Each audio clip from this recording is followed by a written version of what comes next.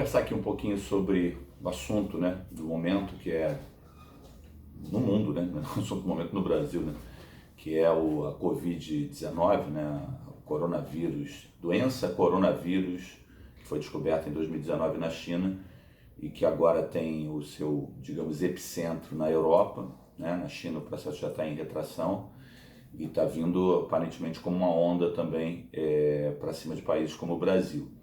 E, obviamente, como a minha área, vocês sabem, é a geografia, é uma percepção de mundo, que a gente vai falar de como é que a gente pode linkar uma doença dessa que se espalha tão rapidamente, né? Porque eu estou gravando esse vídeo no meio de março de 2020. A gente nunca tinha ouvido falar nesse troço até, sei lá, dezembro de 2019.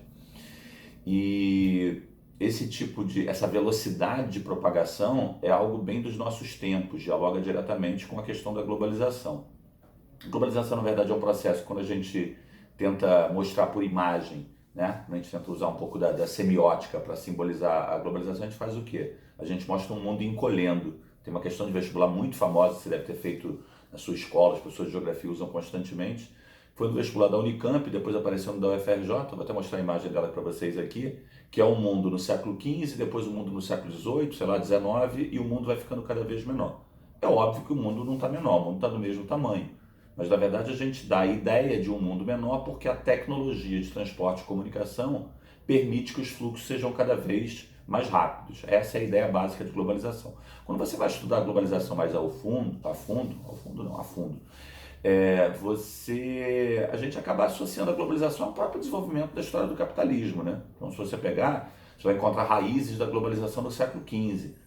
Mas uma doença, né, trazida pelos europeus no século XV, obviamente, tinha um impacto enorme também sobre os índios, como aconteceu. Só que você levava 3 meses de barco para sair da Europa para chegar na América.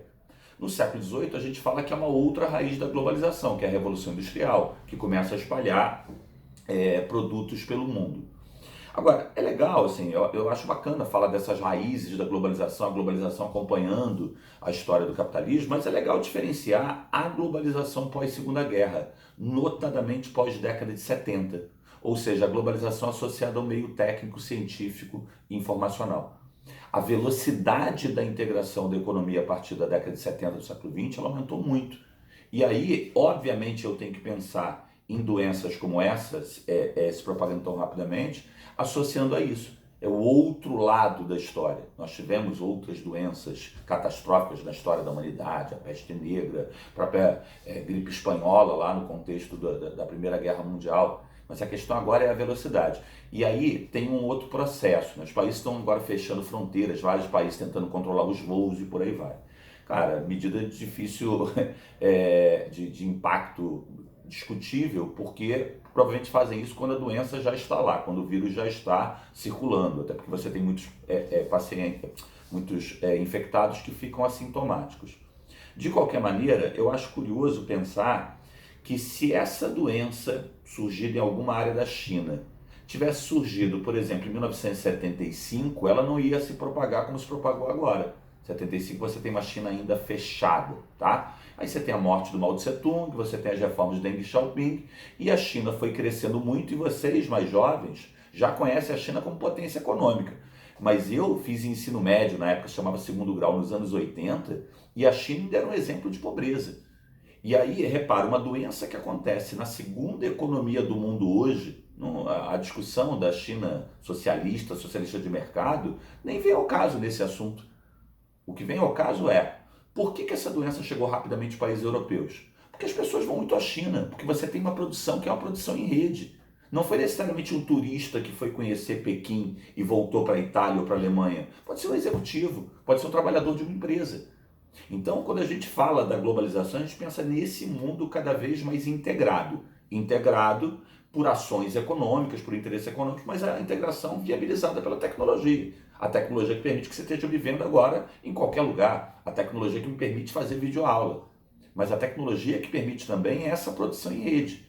E aí, quando uma doença acontece num país, principalmente num país que esteja mais conectado, a sua proliferação é muito rápida. Aí depende da nossa capacidade de resposta. Estou dizendo em outras palavras se essa doença tivesse começado na China pré-anos 70, ela não teria espalhado dessa maneira. Se ela tivesse começado hoje, sei lá, na Mongólia ou na antiga Birmânia, agora Mianmar, a proliferação teria demorado mais, porque são países menos conectados. Mas provavelmente alguém da Mongólia interior teria contato com alguém da China ou da Rússia, alguém de antigo Myanmar teria contato com alguém de Singapura e a partir daí espalharia. Quando ela começa na China, e a China é um dos polos da economia globalizada, acontece o que está acontecendo. A partir desses fluxos, por isso é que as companhias aéreas estão sofrendo muito logo de cara, porque é isso, eu tento travar os fluxos que marcam a economia globalizada.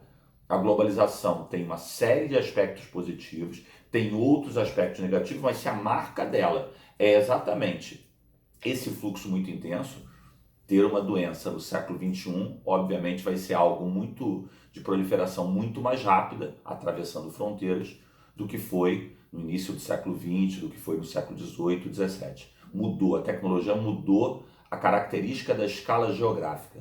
Nós vivíamos em vilas, nós vivíamos em lugares pouco conectados aos outros. O cara nascia e morria tendo conhecido apenas o seu entorno. No mundo globalizado, uma parte grande da população circula muito.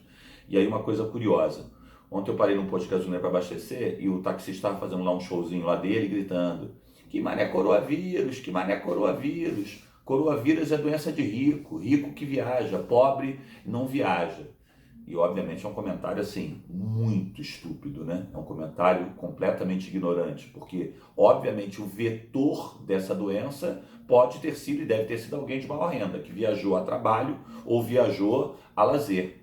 Mas se você está falando de um vírus, em algum momento alguém de menor renda terá contato com essas pessoas que foram contaminadas inicialmente, e a partir daí prolifera. Então, os fluxos hoje mostram aí um mundo completamente diferente do passado. É isso, gente. Um abraço. Até a próxima.